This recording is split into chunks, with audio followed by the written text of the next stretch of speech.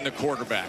Great field position after the turnover as he gets it complete to Martin. Tay Martin with the reception.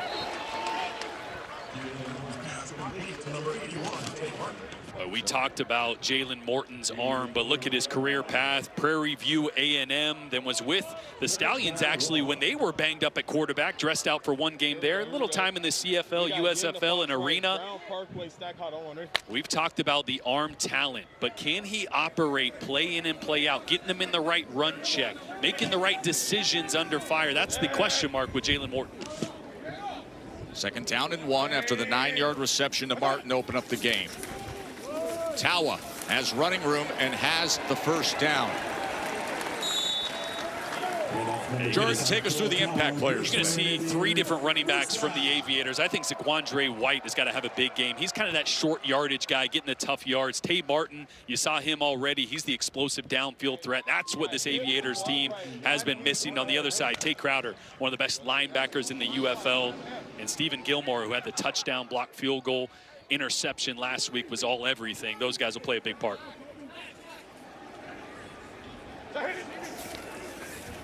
First down, keep it on the ground with Tawa as he works his way to the 11-yard line. Helmet comes off at the end of that play.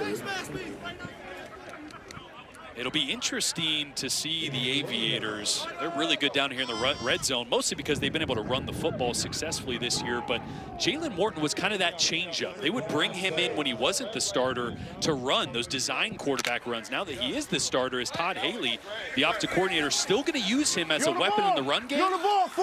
We'll see as they empty out the backfield here. Morton, they go with the jet motion. It's Juice Wells as he tried to gather his body control and stay in bounds, but he goes out at the 7-yard line. That was Lucas Dennis who pushed him out. And that was a little read play. Jalen Morton had the opportunity to keep that one. Tight end out. Big Kings. Todd Haley, hey Jordan, you former NFL head coach, play caller for Columbus. Hey Jordan, you would think the running could happen. Wasn't an injury because he's playing right now, so good time to think about using him here inside the 10-yard line. 3rd down and 2. Tawa. He is met in the hole, and they are able to stop him. That was Tizzino with the tackle. An early decision here for Ted Ginn Jr. and Todd Haley. You feel like Columbus is kind of playing with house money, right? They need everything to go right to make the playoffs. You might as well roll the dice here early in the game, trying to capitalize on the early turnover. 3 tight ends in the game. Alize Mack and Cam McDonald come into the mix. 4th down and 3.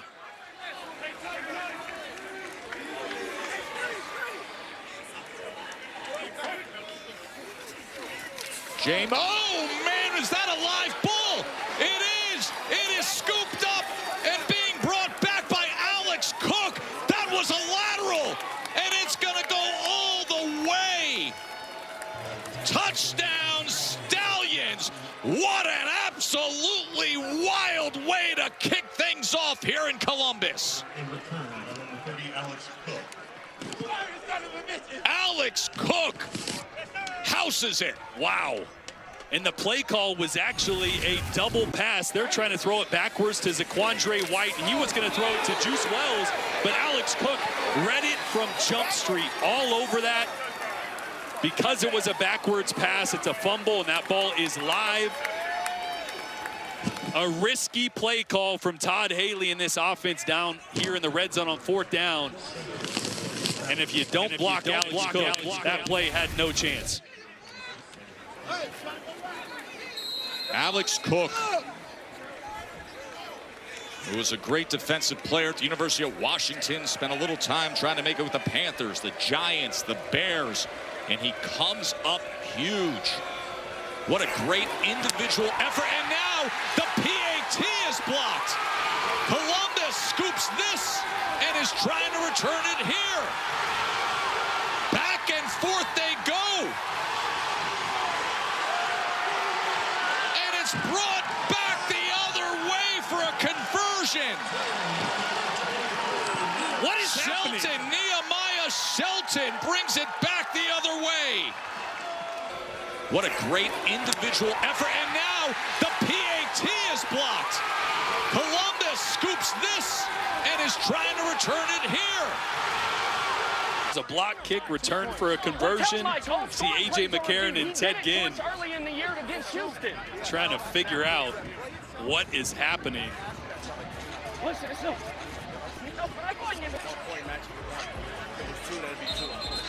I think A.J. feels like maybe there was an early jump there. Can hear A.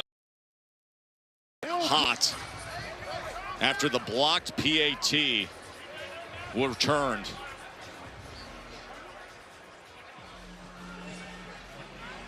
Let's bring in Mike Pereira in the UFL Command Center. Mike, just a little clarity. Listen, A.J. McCarron's red hot. What were you looking at there? Yeah, I can see why he was hot, because it looked like that really the defender actually lined up offside. His helmet seemed to be in the neutral zone, and that he might have been a fraction early before the snap, but it's not reviewable. You can only challenge plays that happen during the live ball play, not at the snap. So that probably even made him more upset when he realized that he couldn't challenge. All right, well, it. we appreciate the clarity here. 6-1, obviously. Absolutely wild scenario to have an 85-yard touchdown return, fumble, live balls. They were attempting a double pass on 4th down, only to then see us have a PAT blocked return for what in the UFL is a 1-point conversion for the defense. And here's what A.J. was frustrated with, as you see right there. Maybe a little early. We can't tell, obviously, the angle if he was lined up offsides, but it does look like the jump is a hair early, or it's the best time jump that I've ever seen. As you can see the movement of the long snapper, as soon as his butt or back kind of arch up, that ball obviously moved, and that was what the defender was trying to time up. But like Mike Pereira said, can't challenge that one anyway, and it was only 1 point, so not that you'd waste your challenge on that. There we go, baby. But definitely a momentum play for the Columbus Aviators that need something good to happen in this season, really. Just 2 wins on the year, and it was only 1 point. No touchdowns last week in this game against Birmingham.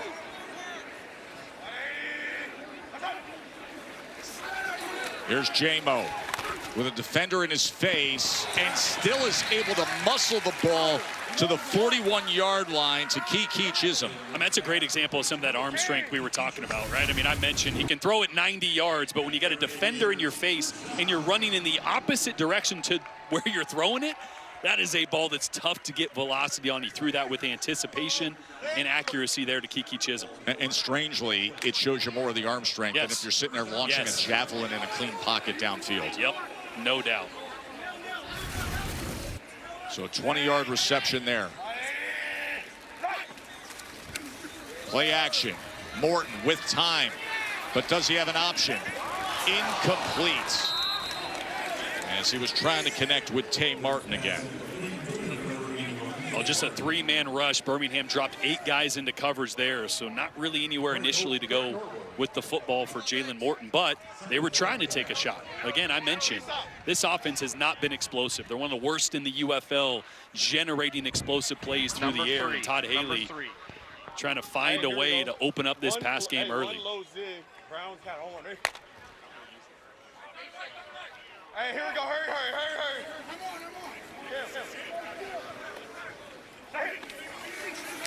Here's Z White. Penalty marker is down as he is tackled by Isaiah Coe at the line of scrimmage. Flags on the play. Jalen Morton, first start. Decline it. He was told Tuesday morning. Illegal formation, offense. The right tackle was the man on the line of scrimmage, was not covered by an eligible player. That penalty's declined. It's 3rd down. See Ted Ginn Jr., who said it was nothing to do with Jalen McClendon's performance, who was the starter. It was about giving Jalen Morton a well-earned opportunity. And think about it. Ted Ginn was a guy who made a career on explosive plays as a wide receiver. So he's probably been maybe more frustrated than anybody, not just as the head coach, but as a guy that used to make his bread on those type of plays. For them not to have it, I did get the feeling, talking to Todd Haley, not that he didn't agree with the decision, but he didn't feel that Jalen McClendon was the reason for their lack of success, and had a comfortability with McClendon, the way he would call plays. So there's a lot of moving parts behind the scenes with Jalen Morton now at the helm. 3rd down and 13 for J-Mo. And it's incomplete as he was just trying to connect with Martin underneath back at the original line of scrimmage. And remember, they have crossed midfield, so there's no punting. You go for it on 4th down in the league, and it's a 4th and 13. These are those tough spots, or if they chose, the ball is in position for a 4-point field goal. All right, here we go. We got trips left, big. Because it's equal value. It's equal value. So instead of going for the 4-point field goal attempt, they prefer a 4th and 13.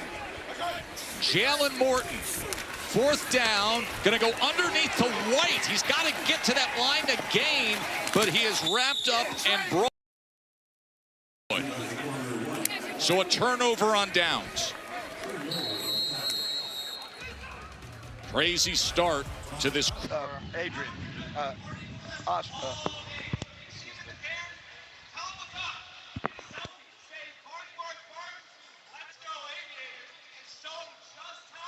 Just got beat. Bless got beat. Practice. We did it in practice. Take the hitch, baby. Take the hitch. It's right there. Yeah, take the hitch. Okay, I got you. Yeah, the interception earlier from Dorian Thompson-Robinson. He's going to sprint out. He's going to have a hitch route right here. He's got to throw that right now as soon as it opens up, because he doesn't, and it allows that cornerback to sink back underneath his second read, the corner route, and just, you can't be late to that second one. You can't go broke taking a profit. Got to take the easy throw to start the game.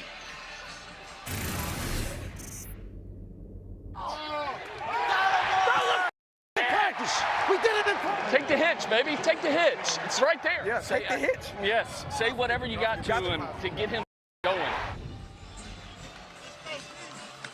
So now, AJ. DTR in this offense on the field with a 6-1. What a great lead.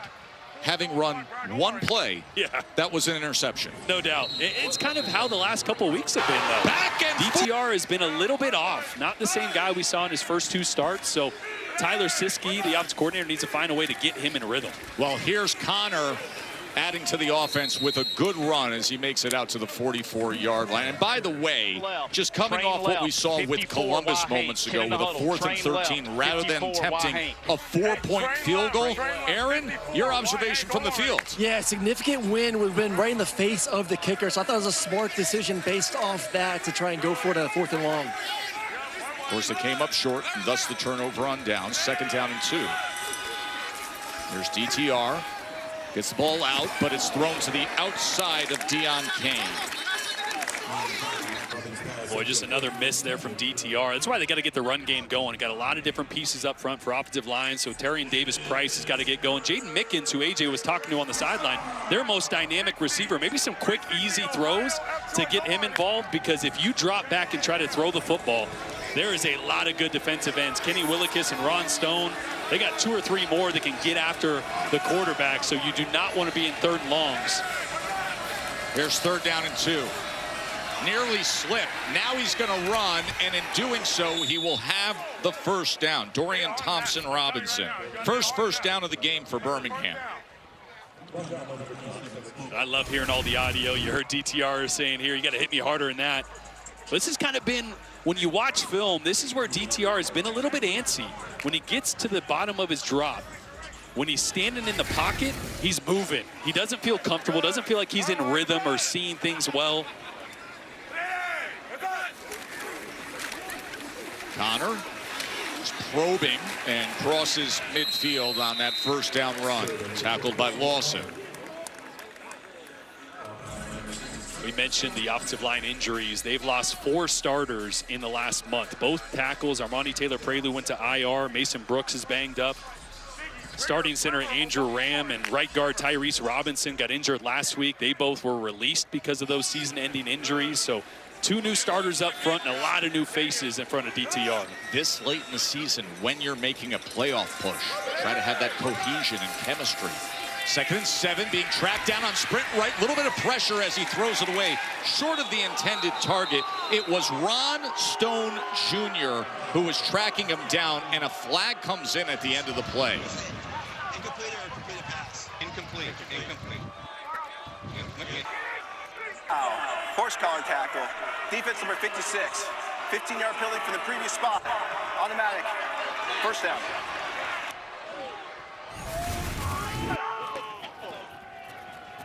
Runstone tracking from the backside here. Pulling DTR down. They call that sprint out for a reason. DTR needs to get a little more speed on that. You shouldn't get chased down from the backside, a wide 9. He's got to either throw that or take off and use his feet a little faster. So after the penalty, it's first down inside the 35-yard line. Pre-snap penalty, there was some movement. False start. Offense number 8. 5-yard penalty. It's first down. It's Deion Kane. Last year led the UFL with 6 touchdown receptions, the former Clemson star. Remember, this is a really good Columbus defense. They're number 2 overall in the UFL. They're the best pass defense, but they struggle stopping the run. That's kind of a bad versus bad because Birmingham hasn't been able to run the football. They'd love to get something going there because that's kind of the weak spot of this Columbus defense. First and 15 after the penalty. And that was thrown a little high into the outside, intended for Justin Ross. DJ Miller was there defensively. Really good coverage from Miller. Man-to-man on the big 6'3", 210-pound wide receiver Justin Ross. There's Captain Munnerlyn, the defensive coordinator. Hey, let's go, Coach. Hey, 10 years in the NFL as a defensive back. Hey, Coach. Come, here it comes. Like, come on, man. He pushed me, bro. He pulled him down. Oh. Heading in the wrong direction, it's Kane again. 5-yard penalty. It's second down. Boy, that's just, as a receiver, you're lined up against a corner who's playing man on you. You're so siloed thinking about the route you're running, and he just, you got to look at the ball. Don't look at the guy over the top of you. As you see, he kind of gets his eyes off the ball a little too soon there, ready to run his route. That's twice in a row. A.J. McCarron's not going to put up with that.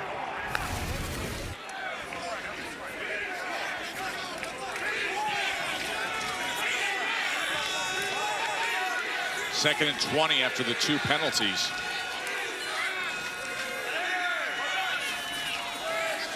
Just going to get it out into space to TDP, who splits defenders and surges ahead. In doing so, gets it just inside the 35-yard line. It was Tompkins and Miller who were trying to converge on him. 10 personnel. 10 Hey, personnel. let's go, Toby Blue. Let's go, Toby Blue. Toby Blue. Toby Blue. So this is 3rd and 10? Yes. Hey, watch this sideline. Hey, tell him do nothing with the front. Hey, don't do nothing with the front, Tony. Chill with the front. 4 defensive ends for Columbus in, all to rush the passer. 3rd down and 11.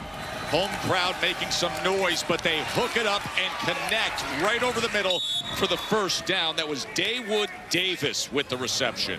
Well, this is so good because watch these 4 defensive linemen up here. All 4 of these guys are all fast pass rushers. So DTR knows I got to get this ball out quickly. Little pressure, a lot of pass rushers in the game, finds the route short of the sticks. And that was Deion Kane, right? They caught that ball? Oh, it was Dawood Davis. Oh, Dawood Davis there, picking up the first down. Thought it was Kane. I was saying a little redemption there for Kane, but he's not back in yet. TDP made the first man miss as he works his way inside the 20-yard line. That was Tony Fields with the tackle.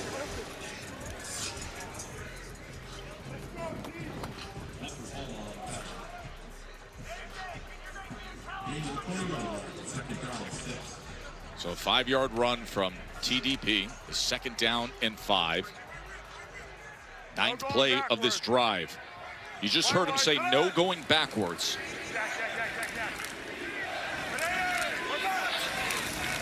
Keep it on the ground. This is Connor. He moves the pile for a gain of just about 2.5 yards.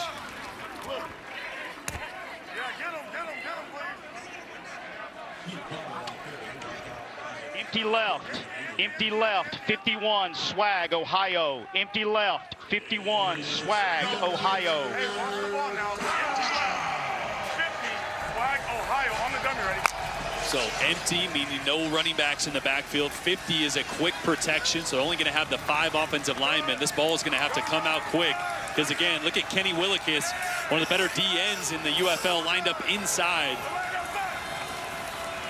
Third down. Inside the 5 and into the end zone. You want redemption? There it is from Deon Cain. The sloppy penalties, but the great-looking touchdown reception. Oh, this is such a good throw. It's a second window throw to this slant route. And watch the mess in front of Dorian DTR's face here. He's going to have this defensive end right in his lap. He's going to let this ball go, anticipates that Cain's going to enter that second window and throws it right on the money. That is a big-time answer from Deon Cain, who had the 2 false starts earlier in the drive and was out until that play, and a great answer from DTR. Now, remember the complaint earlier from what we saw in the last PAT when Nehemiah Shelton was able to return it. Akeem Dent came in and made the block. And again, it was a quick start by Dent. That was the complaint that A.J. McCarron was citing, that he was getting a big jump. Defense number 15, 5-yard penalty, and replay the try.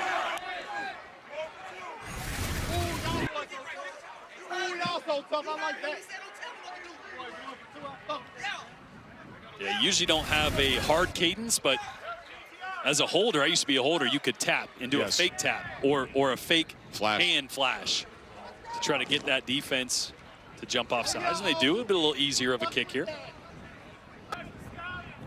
So they'll bring it in a little closer here for Anders Carlson. That's why we've got the oddball 1 next to Columbus on the scoreboard from what happened earlier today when we had the PAT blocked and returned. And this time it's clean and through for the former Auburn specialist. Birmingham was 3 for 3 on third down on that 10. What New York did with that epic comeback in game 1, then they took game 2, and now can the Cavs bounce back? Find out tonight on ABC. Aaron. All right, down here with DTR right now, going over the last possession and the touchdown. What'd you see on that one? Can you draw the play for us? What opened up for you here? What'd you see? Yeah, so we went quick game here. We got a slant, a flat, and a slant. Really, this is my man side. We played through it here. They're sitting in a 2 shell, so technically I'm supposed to be up top, but sticking with my read down here, having to hit him in the second window past the nickel. 8 does a great job staying flat, and again, trusting that the ball is going to come. He's just got to keep running his route, and then way to finish in the end zone. Is 12 supposed to keep going on that slant, or was he supposed to hit the middle right there between the safeties? No, so our rule on this, once you get to the hash, you want to keep it vertical to try and carry coverage out of there. So he does a good job. He doesn't get the ball. Now he's clearing it out for basically 8, and now we're just running slant flat off the nickel. Good return by Akeem Dent out beyond the 35-yard line. So Columbus back on offense. 2 drives so far, 6 plays, 22 yards, and the fumble, the lateral trick play on fourth down that was returned for a touchdown by Alex Cook in Birmingham. And then 5 plays, 29 yards, and the turnover on downs. Just 3 rushing yards. They got to get the ground game going first, and then that's going to open up some of the play action and the ability to use Jalen Morton's cannon of an arm downfield. But it all starts with a team that makes their money on the ground. And right now, John Levitt back there for the Aviators. Short pitch to Levitt. And he takes it out beyond the 40-yard line.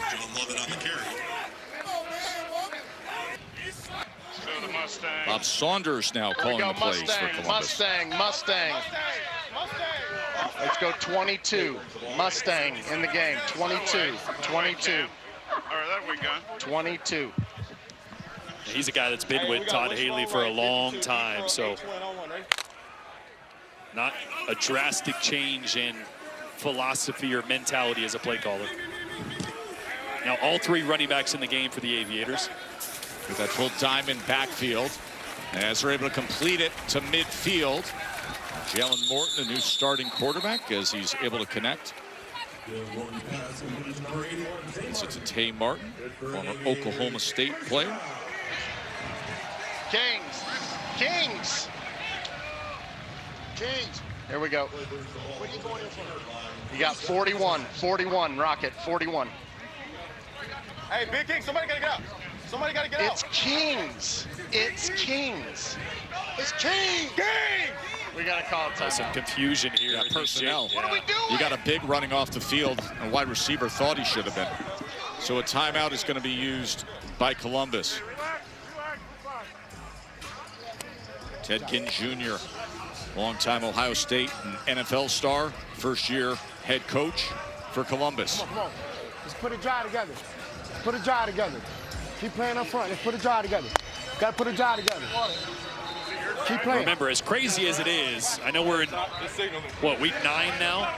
But even at 2-6, mathematically, Columbus still is alive if they win today for the playoff race. So there's a sense of urgency on both sides as Birmingham tries to clinch and move into better position for the playoffs, and Columbus tries to keep their season alive. You can't completely say that Birmingham controls their own destiny, but about as close as you can be to controlling your own destiny in terms of a win today at Columbus, and then next week home against Houston. They do have a tie-break scenario that goes their way with having the win over Louisville early this season. Bottom line is, win today and Birmingham's in really good shape. Morton's going to break free and run it, delivers a stiff arm, and then turns the corner and wiggles his way and maintains his balance down the sideline. Jalen Morton.